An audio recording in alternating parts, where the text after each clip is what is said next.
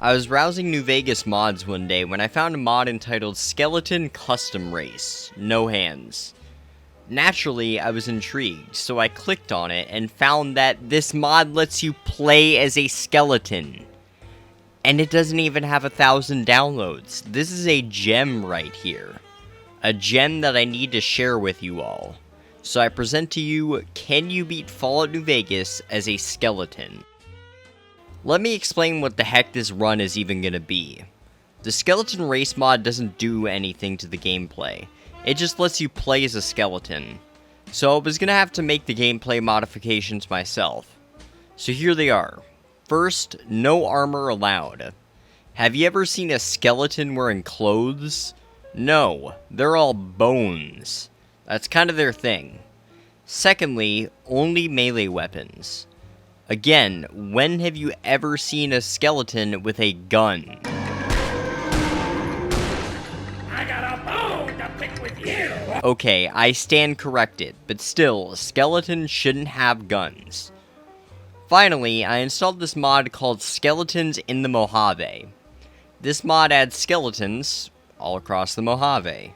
But I modified the mod so that all the skeletons are hostile and they have like 10 times the health. I'll be playing on very hard difficulty to up the challenge even more, and yeah, let's get this shit started.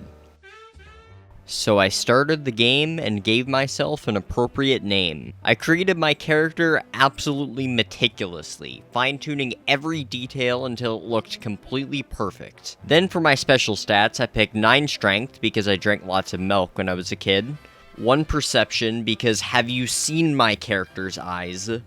5 endurance, 1 charisma, because who would want to talk to a skeleton? 6 intelligence, 9 agility, because, well, we'll get back to that. And 9 luck, because I am literally a skeleton. I should be dead, but I'm not, because reasons. So for surviving this long without a heart or a brain, I'd say I'm pretty goddamn lucky. For my tag skills, I picked unarmed because my arms are clearly lacking something, specifically hands. My character does not have hands. What the? Oh, right, no hands. I mean, I don't know what I was expecting with that, but I guess this is what I should have expected. No false advertising with this mod. I also picked melee weapons and lockpick because I wanted to, so shut up.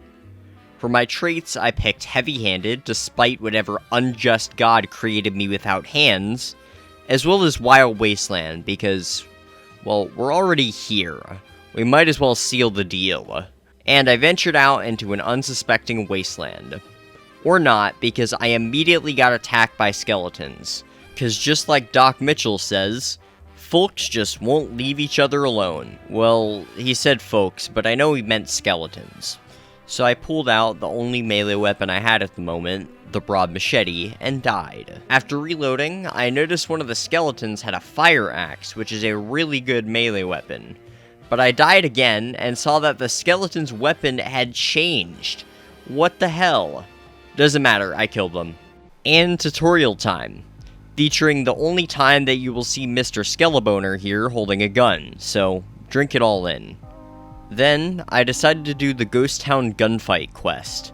Joe Cobb fell to my superior amounts of calcium. Fuck, I shouldn't have used the calcium joke this early. Whatever, the powder gangers killed me a couple times, but also went down pretty quickly. Quest done. Before leaving, I sold some shit to Chet and bought a bunch of stim packs, bringing me up to a total of 30. Then, I went to the graveyard to pick up a companion. I didn't mention this during the intro, but I actually installed 3 skeleton-related mods. The final one is called Sully the Skeleton Companion, and it's exactly what it sounds like. A skeleton companion wielding a fire axe. Enough said. Speaking of things I didn't mention, if you notice that I'm running faster than I should in some of these clips, it's because I increased my movement speed to be 20% faster than normal. Now you might be asking yourself, why? And the answer is, just so I could play this clip. You level up into a skeleton. How is that an improvement? Skeletons are like crazy aerodynamic, very little drag. Then, I started hopping down the road towards Prim. On the way, I found a fellow skelly who died in a fridge. To pay my respects, I stole his gambler hat and hit the air in front of him. An act so respectful and selfless, it leveled me up to level 2. I decided to level up speech for some quests later. I also picked up the Lady Killer perk because hey, what woman wouldn't want a piece of this? God, that joke's so bad. I made my way to Prim, dealt with the convicts, and rescued Deputy Beagle.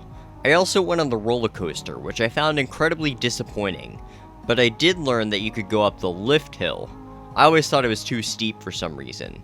You learn something new every day, but I'm a literal bonehead, so I'm having trouble. I recruited Prim Slim as the sheriff because I'm lazy, and went on my way towards Novac. Before I even left Prim though, I encountered a group of skeleton children playing on the playground. And by playing on the playground, I mean trying to kill me.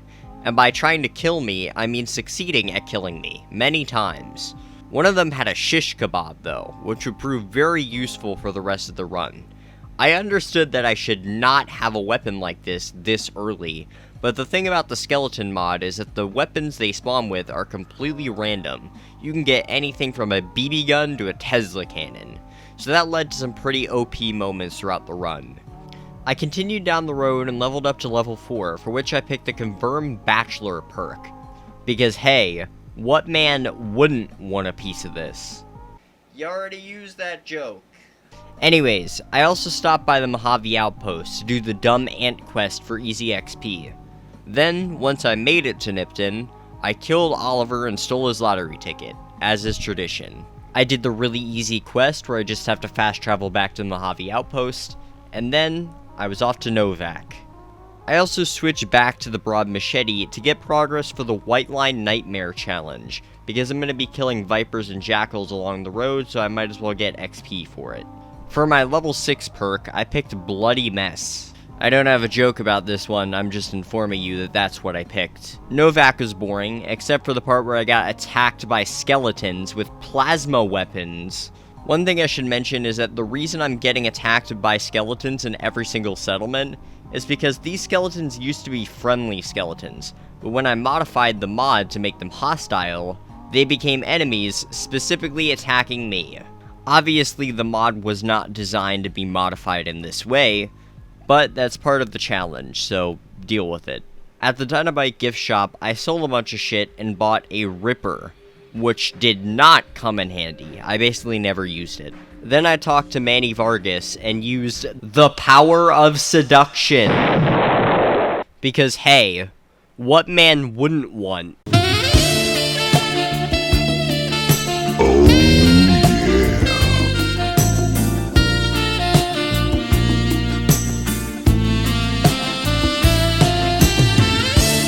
This is the main reason I picked up Confirmed Bachelor other than just the damage bonus. I will take any excuse to not have to do Come Fly With Me.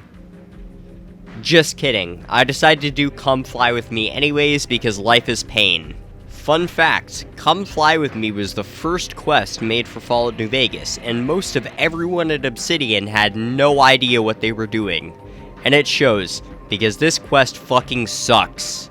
I don't even want to talk about this anymore. Something Boulder City. On the road, nothing particularly notable happened, except for I found something that you will never be able to unsee.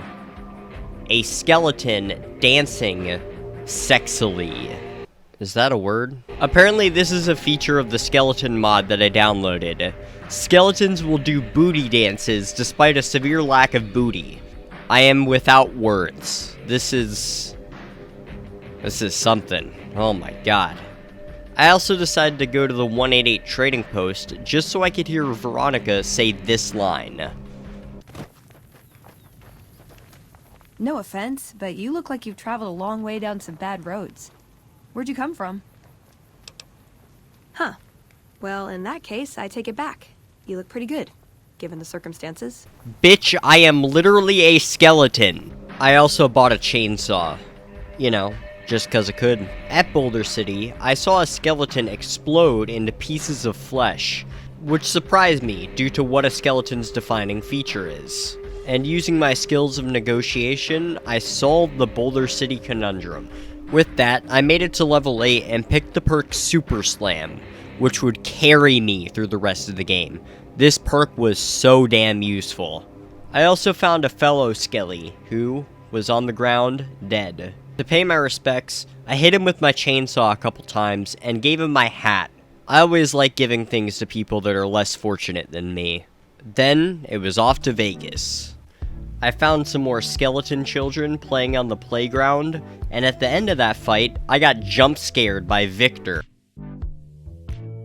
I also made a quick detour into Fiend territory just so I could finish the White Line Nightmare challenge. Killed some more skeletons, and after getting the final kill I needed for the challenge, I was already pretty deep into Fiend territory, so I decided to just wrap back around toward Freeside. On my way, I found a skeleton with a damn Tesla cannon. The Tesla cannon's a really good weapon. Too bad I can't use it. Instead of going to Freeside, though, I decided to go see the Boomers instead, because I'm already in that section of the map, so I might as well just get it out of the way. I also decided to help the Boomers, because I guess I just wanted to cause myself as much mental anguish as possible. There's nothing inherently wrong with the Boomers quests, it's just that when you've done them as many times as I have, it gets old. Especially with the one where you have to fast travel back and forth just for a dude who wants to get his dick wet. Like, goddamn dude, just talk to her yourself. And I made it to level 10. For level 10, I picked the perk Finesse for extra critical hits. Well, I was gonna help out the Boomers until I was doing the solar panel quest and found that I needed one more point in repair to be able to salvage the solar panels for the quest. This made me so angry that I decided to just kill Pearl and be done with it. Then, finally, Freeside. Which started off with one of the hardest battles with the skeleton I've had so far. This skeleton had a damn anti-material rifle. Then, I passed the credit check and went on to the strip. Jesus, we're 12 minutes in and I'm just reaching the strip. I'm gonna try and skip some more details from now on. Anyways, I went to the tops, convinced Swank to give me back my shit, and kicked Benny's ass. With the platinum chip in hand, it's time to talk about who I'm siding with. And for this run, I decided to side with Mr. House. Why? Well, because he's the one that I hadn't sided with in a while, other than Caesar's Legion, who I never side with. So just to shake things up, he's who I picked.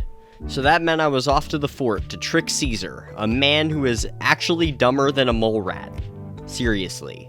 Armed with this knowledge, I went to Caesar and convinced him that I'm totally going to serve his legion, even though it was me who left Vulpes and Culta as a charred rubbly heap on the pavement of the strip like not even 10 minutes ago. Caesar trusts me to not betray him though, even though I literally just did that, because that makes sense.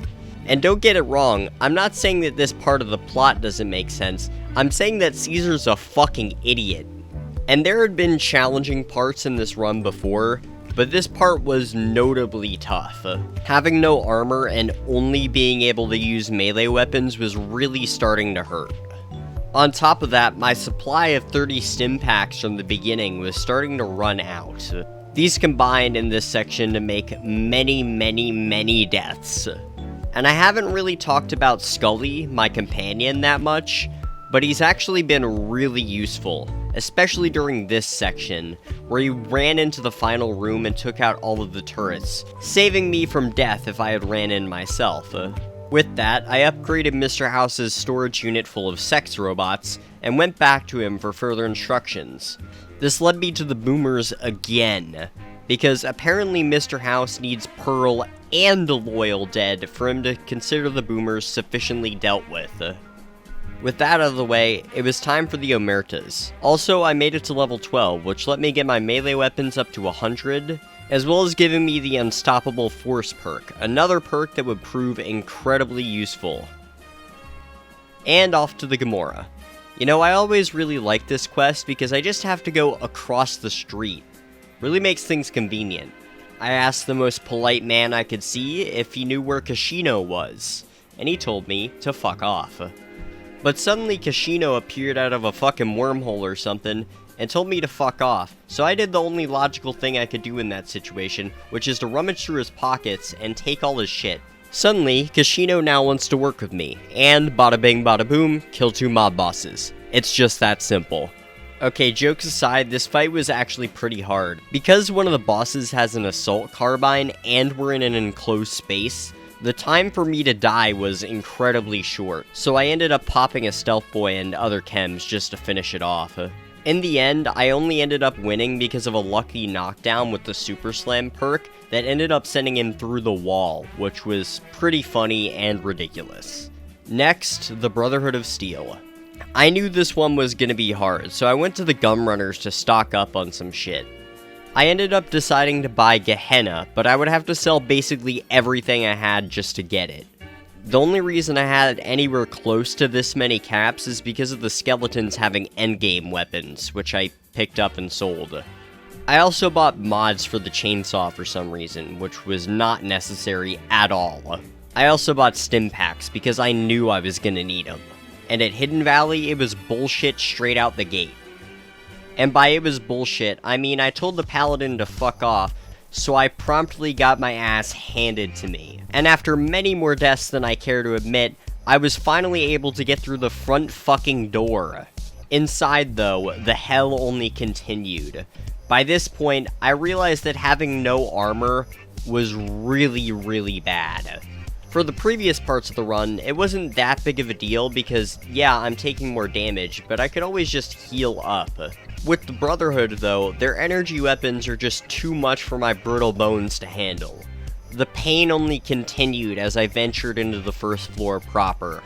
Eventually, though, I came up with a strategy, which is just to hide and wait for Brotherhood members to come through the door one by one.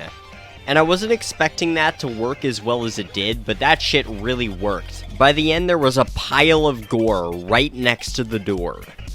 But I still died a lot doing this, and it was very painful. Once the first floor was dealt with, the rest went incredibly smoothly, and I was able to destroy the bunker without that much of a hassle. I also picked up all of their shit and sold it to the gun runners, which I used to buy stim packs. And next, instead of skipping it, I decided to save President Kimball, because I guess I just wanted to make this whole thing even more time consuming.